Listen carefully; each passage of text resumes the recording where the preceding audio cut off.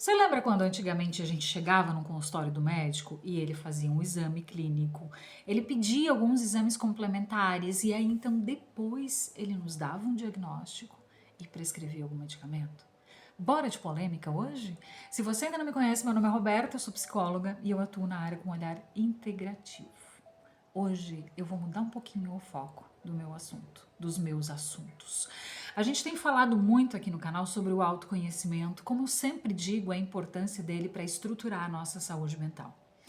E hoje eu quero falar um pouquinho para a gente olhar para um outro lado que também é necessário, que é esse boom de diagnósticos que a gente está vivendo.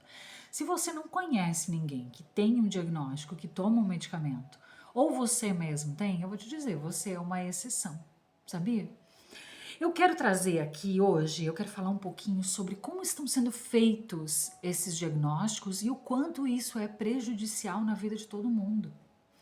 Então, fica aqui nesse vídeo para entender que o diagnóstico não é a sua salvação. Ele muito provavelmente é um buraco que você vai se enfiar e nunca mais vai conseguir sair. Vamos a um exemplo? Porque eu não quero ficar falando aqui da ansiedade, da depressão, do autismo, TDAH, bipolaridade e tudo mais. Então eu vou pegar um exemplo. E é um exemplo que eu vi bastante nos últimos dias, em diferentes lugares, tanto na vida de verdade, na vida real, quanto nas redes, que é o TDAH. Você conhece alguém, não conhece, que tem o diagnóstico de TDAH? Ou você tem o diagnóstico de TDAH? Primeiro vamos falar sobre como está sendo feito esse diagnóstico. Lembra que eu dei o exemplo do médico lá no começo? Como é que era antigamente quando você chegava num médico com problema de estômago? Vamos usar esse exemplo, né? Eu tô com uma queimação no estômago, eu não tô conseguindo me alimentar, me sinto estufada, eu tenho refluxo. Eu fazia uma narrativa assim bem específica para um médico, para um clínico geral, para um gastro, e ele dizia: "Olha, Roberta, você pode estar com uma gastrite. Então vamos fazer aqui um exame clínico, vamos te examinar, vamos fazer uma endoscopia, vamos fazer um hemograma." De posse do resultado de tudo isso, ele dizia: "Você tem realmente uma gastrite e a gente vai tratar assim, assim, assim." Joia. Claro que já existiam e sempre existiram as exceções que já saía com o caderninho na mão, né?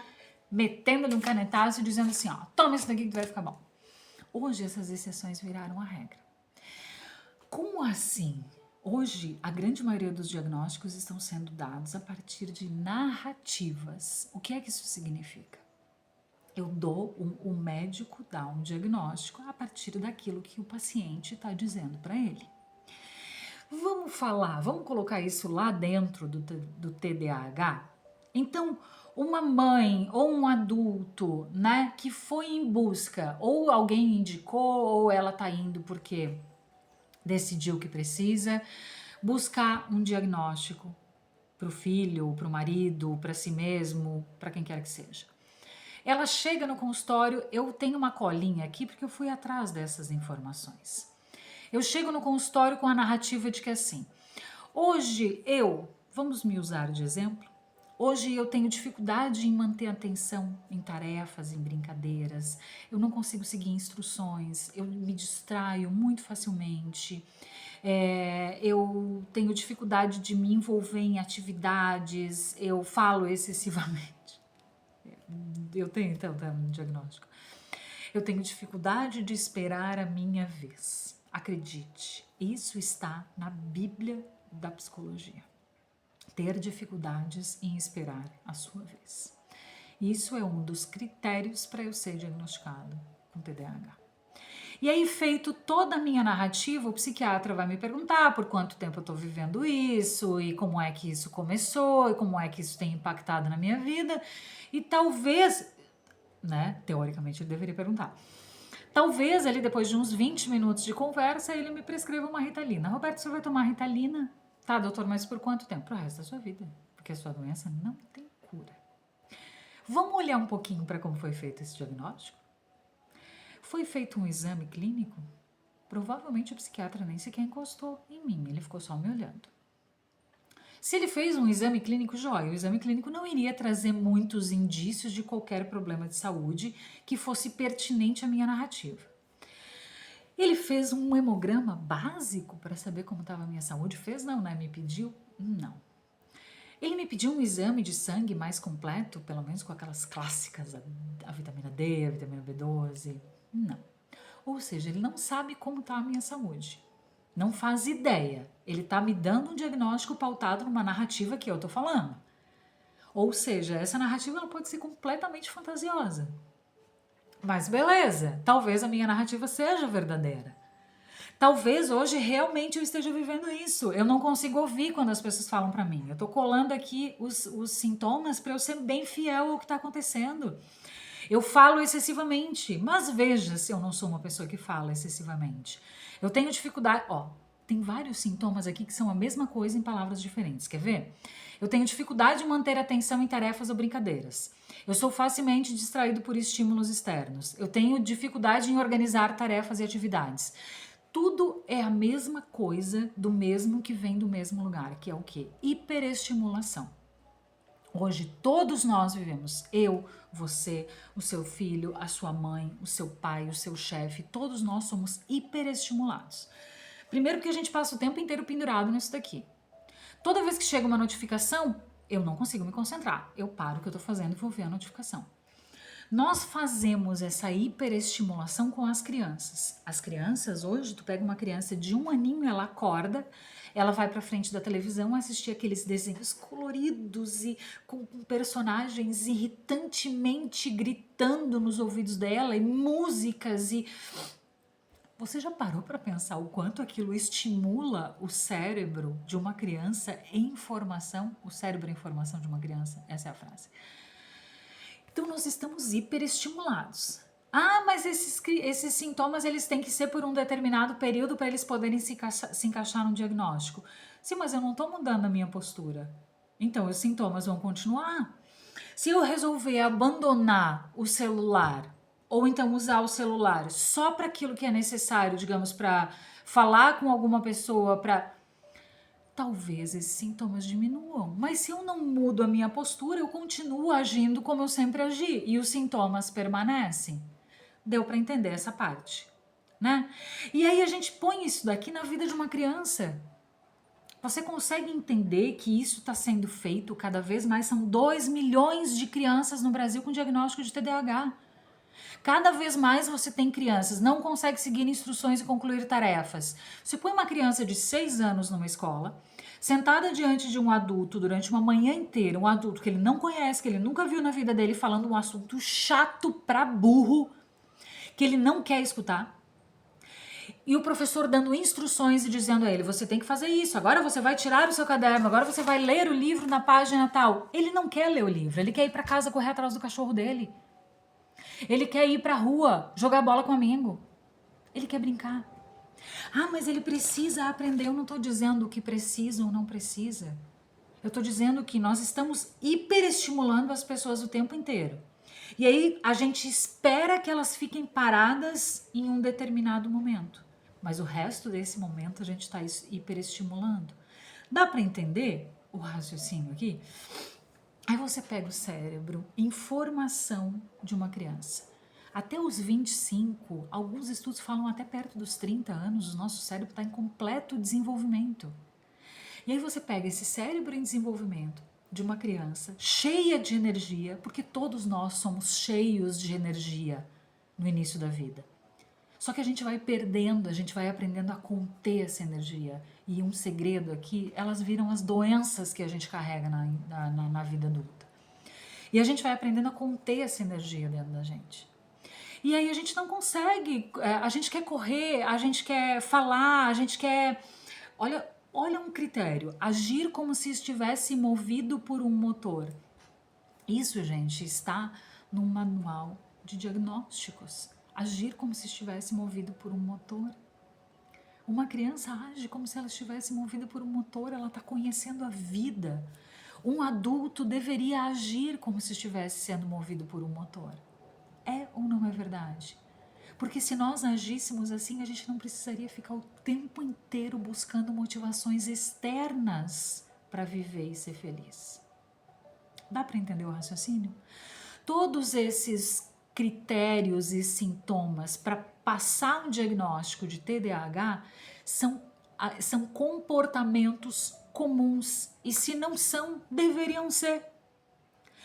Eu pergunto para você, pequeno gafanhoto, qual foi o último dia da sua vida que você lembra ter, durante várias vezes no dia, ter abandonado todos os estímulos e ter só vivido e contemplado a vida? Você senta, aprecia a vista, ou então você senta na sala da sua casa, quieto, sem música, sem celular, sem TV, sem qualquer outro estímulo, e você fica só ali, quieto, sozinho. Qual foi a última vez que você não foi hiperestimulado? Muito provavelmente você não lembre.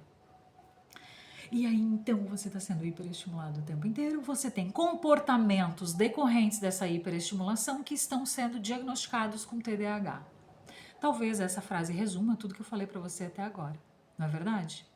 Vamos para a segunda parte disso aqui, porque esse vídeo já está ficando muito longo. Eu fui diagnosticada e vamos para a Ritalina, meu amor. Agora eu vou pegar aqui, eu colei aqui os efeitos colaterais da Ritalina. Gente, dentre os efeitos colaterais, aqueles clássicos de quase todo remédio, diminuição de apetite, perda de peso, dor de cabeça, insônia, náusea, dor de estômago, Olha os efeitos colaterais, estou falando só da Ritalina, tá? A gente pode ir Venvan, a gente pode ver vários outros. A gente tem ansiedade, nervosismo, irritabilidade, alterações de humor. Eu tenho já diagnósticos no próprio efeito colateral. Eu comecei a tomar Ritalina hoje, porque o meu psiquiatra me disse que eu tenho TDAH e eu vou tomar Ritalina. E aí, daqui a 2 anos, eu estou com ansiedade. E aí eu vou começar a tomar mais um remédio. Daqui a 2 anos, 4 anos, eu vou ter um diagnóstico de bipolaridade. Isso que eu tô com a diminuição do apetite, eu perdi peso, eu tenho dor de cabeça, então eu já tô tomando remédio para várias outras coisas. Você entende onde isso vai chegar? Mas veja bem, eu tô muito mais calma. Eu consigo concluir minhas tarefas. Eu não sou mais esquecida. O meu marido não tá mais chateado comigo, ameaçando que vai se separar de mim, porque eu sou uma pessoa muito esquecida. Porque eu sou uma pessoa muito distraída. Você entende o que isso faz na cabeça de uma criança ou de um adolescente? Num cérebro em pleno desenvolvimento? Um medicamento desse? Então eu não quero estender esse vídeo. A minha ideia hoje é te mostrar que se você tem na sua família, ou você, ou alguém da sua família, pessoas que você ama e que você considera importante, se você tem um diagnóstico, tem uma pessoa tomando um medicamento, busque um profissional sério. E eu indico um profissional da área integrativa, tá? Busca um médico da área integrativa. Avalie a saúde como um todo dessa pessoa, para que você consiga fazer o desmame dessas porcarias, desses medicamentos, o quanto antes. Porque eu vou te contar uma coisa. Primeiro eu vou te contar 2 coisinhas aqui. Primeira delas é, nenhum medicamento cura doença. Você conhece um medicamento que cura doença? Deixa aqui nos comentários. Eu te desafio a me dizer qual é o medicamento que cura uma doença. E em segundo lugar, se você não fizer isso logo, você nunca vai conseguir abandonar esses medicamentos. Então, se você tem na sua família alguém que ainda está com o cérebro em desenvolvimento, tomando qualquer tipo de psicotrópico, eu te digo, você está cometendo o maior erro que você poderia cometer. Porque talvez, e só talvez, existam exceções. Mas elas são um percentual tão mínimo, tão pequeno de pessoas que realmente precisam desses medicamentos, muito provavelmente passe longe da sua família. A minha ideia aqui é sim levantar essa polêmica, porque como eu falei, eu atuo com um olhar integrativo. E eu recebo cada vez mais pessoas autodiagnosticadas ou com diagnósticos de profissionais, tomando medicamentos e sem conseguir viver. Porque o medicamento vai depletar nutriente no teu organismo. O medicamento ele vai te causar um monte de efeitos colaterais, como eu trouxe aqui. E um medicamento ele não vai resolver os problemas que você está vivendo.